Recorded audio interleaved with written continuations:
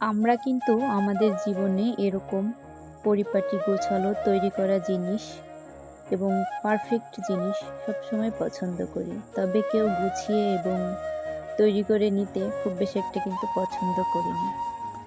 মানুষ ভাবে যদি সহজেই পেয়ে যায় তাহলে কেন গুছিয়ে নেব। যাই হোক, কলার মোচা রান্না করব দুপুরের রান্নায়। বিছানাটা গুছিয়ে এরপরে ঘরটা ঝাড়ু দিয়ে ঘর থেকে বের হব। আমরা গ্রামের মানুষ, গ্রামের মানুষের নিত্যদিনের কাজ যেগুলা থাকে সেগুলাই আমি আপনাদের সামনে তুলে ধরার চেষ্টা করলাম।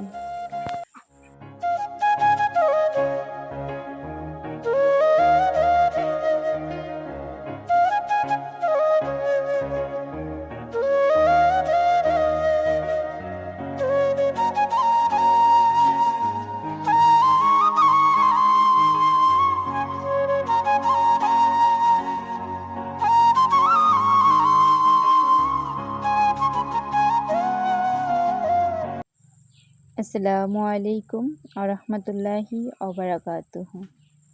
ফরিদপুর জেলার ভাঙ্গা থানার ছোট্ট একটি গ্রাম থেকে আমি নাজমিনারা। আপনারা দেখছেন নাজমিনারা ব্লগ।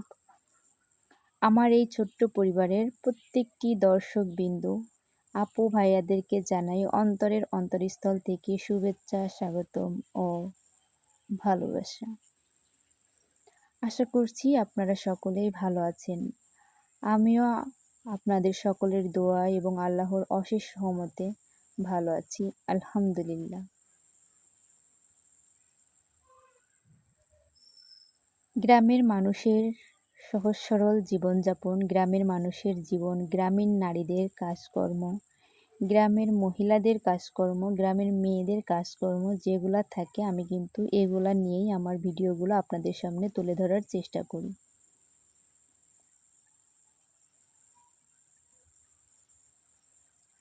প্রতিদিন সকালে উঠেই কিন্তু এই কাজগুলো আমাদের কিন্তু করতে হয়। আমি কিভাবে স্টেপ বাই স্টেপ আমি আমার সংসারের কাজগুলো করে থাকি, আপনারা আমার সাথে থাকুন এবং দেখতে থাকুন।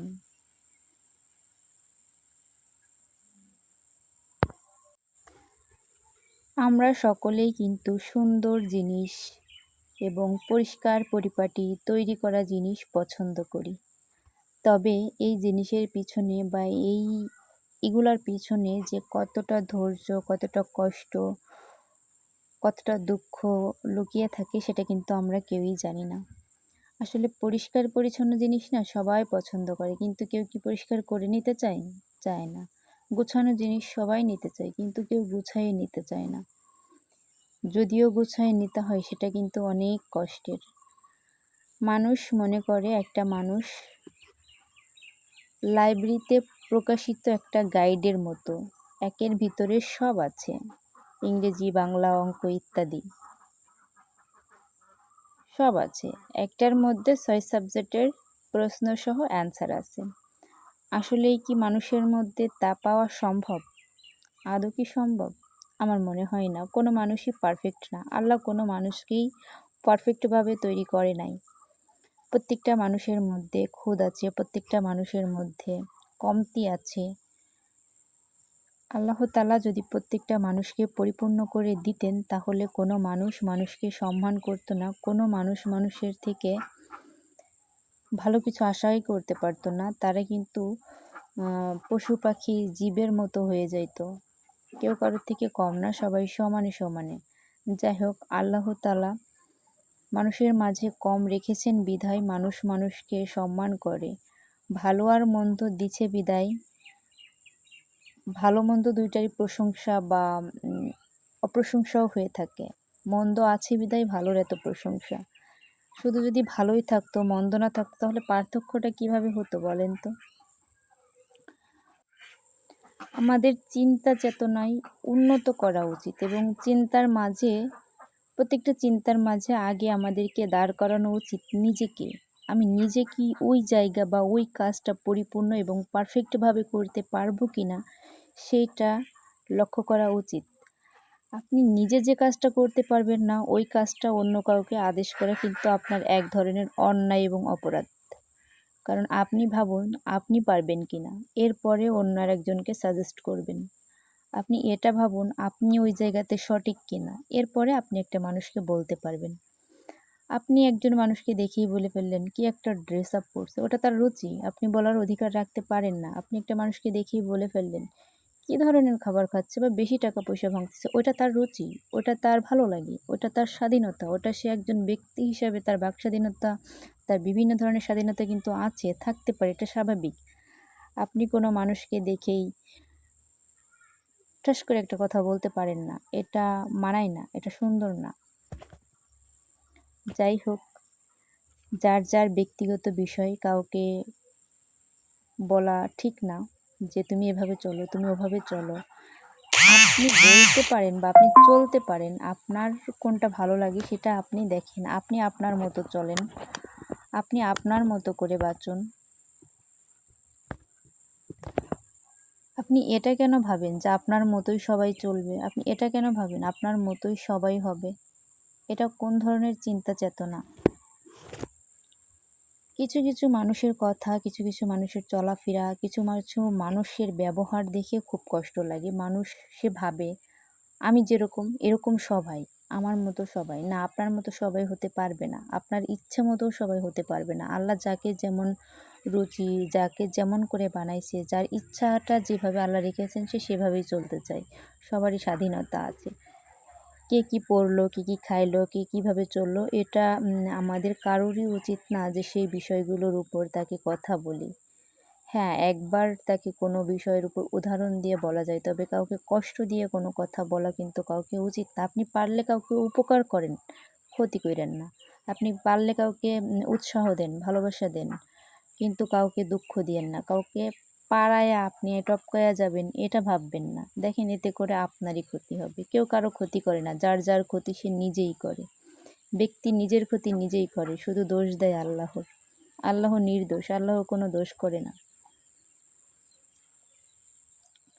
এই সমস্ত কথা না আসলে বলতে চাই না, তবে বলতে কেন হয় জানেন? গ্রামে বসবাস করি, আর গ্রামের মানুষগুলা এমন এমন মানুষ আছে যে নিজেও করবে না, আবার অন্যকে করতে দেখলে সে হিংসায় জ্বলে পুড়ে শেষ হয়ে যাবে। মানুষ সর্বশ্রেষ্ঠ মানবজাতি, মানুষ হয়ে কিভাবে অন্য মানুষের ক্ষতি চায়, কিভাবে অন্যের সুখে জ্বলে। যে অন্যের সুখে জ্বলে সে সারা জীবন শুধু জ্বলতেই থাকবে, নিজে কোনো দিন সুখী হতে পারবে না, কারণ সে অন্যের সুখে জ্বলতেছে। তা অন্যের সুখ তো থাকবেই, সে সুখে থাকবে কিভাবে?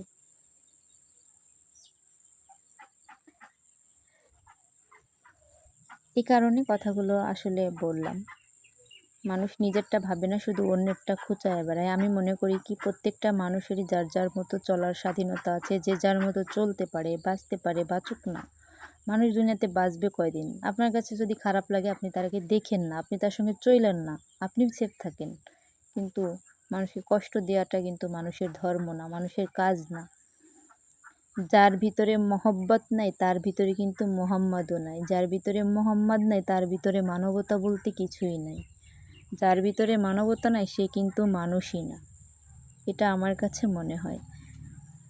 যাই হোক, সংসারের টুকিটাকি আশিবাসি সব কাজ শেষ করে দুপুরে রান্নার জন্য চলে আসছি। সকালবেলা মাত্র 2 ঘন্টা যদি সুন্দরভাবে গুছিয়ে কাজ করা যায় তাহলে কিন্তু সারাটা দিন সুন্দর এবং ভালোভাবে কাটানো যায়। অনেকটা সময় কিন্তু দিনের ফ্রিও পাওয়া যায়। আমি কলার মোচা দিয়ে আর হচ্ছে নারকেল দিয়ে ভাজি করে নিয়েছি, আর এদিকে রান্না করে নিয়েছি ডিম দিয়ে বেগুনের ভুনা বা ভাজিও বলতে পারেন। তো আগে আমি ডিমটা ভুনা করে নিয়েছি, এরপরে কলার মোচা আর হচ্ছে নারকেলের ভাজিটা করে নিয়েছি। নারকেলের দিয়ে যে কলার মোচা ভাজি করেছি এটা কিন্তু বেশ মজা লাগে, আর এটা কিন্তু কিনতে হয় না। গ্রামে থাকার কিন্তু এটা সবথেকে বড় সুবিধা যে কোনো কিছুই কিনতে হয় না। এই যে বেগুন এটাও কিনতে হয় না, এই ডিম এটাও কিনতে হয় না, এই নারকেলের এই সবই কিন্তু বাড়ির খাবার। তো যাই হোক, আলহামদুলিল্লাহ সব মিলিয়ে কোনো কিছু কিনতে হয় না। দেখা যাচ্ছে আমাদের বাড়িতে অনেক খাবারই কিনতে হয় না। দেখা যাচ্ছে মাসে ৫,০০০ টাকা হলে আমাদের সংসারটা খুব ভালো মতো চলে যায়। গ্রামে থেকে ৫,০০০ টাকার মধ্যে কিন্তু সংসারটা খুব সুন্দরভাবেই চালানো যায়। এটা সম্ভব, যেহেতু সবজি কেনা লাগে না, অনেক কিছুই কেনা লাগে না। তো সেই টাকাগুলো কিন্তু নিশ্চিত বেঁচে যায়। এতে করে অনেক ভালোও থাকি। সংসারের অনেকটা খরচ কমেও যায় সব মিলিয়ে। যাই হোক, বাজারের খাবারের থেকে কিন্তু বাড়ির খাবার কোনো অংশে পুষ্টি গুণে কম না, আর মন্দও না, টাটকা ফ্রেশ। সব মিলিয়ে রান্না শেষ, পরিপাটি করে এই যে গুছিয়ে নিয়েছি। কিছুটা ভাত ছিল, ভাতগুলা ফেলে না দিয়ে ভাজি করে নিয়েছি। এতে করে কিন্তু আমার অপচয় হয় না। আমি যদি ফেলে দিতাম তাহলে ভাতগুলা নষ্ট হয়ে যেত, আর খাওয়া হইতো না। তো ভাত আছে বিধায় ছোট একটা পাতিলে ভাত দিছি, যাতে শুধু রাতে আর সকালে হয়। আর দুপুরে অনেকগুলা ভাত আছে, ২ জন মানুষের খাওয়া হয়ে যাবে। এই ভাতগুলা যদি ফেলে দিতাম তাহলে কিন্তু অপচয় হইতো বা কমে যাইতো। তো ১ প্লেট ভাতের কিন্তু অনেক দাম। এই ভাতগুলা যদি আমরা ২ জন মানুষ খাই তাহলে কিন্তু বেঁচে যাবে। তো আলহামদুলিল্লাহ, এই ভাতগুলা বাঁচার কারণে আমার কিন্তু আরও কিছুটা চাউল থেকে যাবে। ভিডিওর এ পর্যায়ে এসে আমার ভিডিওটা যদি আপনাদের কাছে ভালো লেগে থাকে, প্লিজ একটা লাইক দিতে ভুলবেন না। আর আপনাদের সুন্দর সুন্দর মন্তব্য কমেন্ট বক্সে রেখে যাবেন।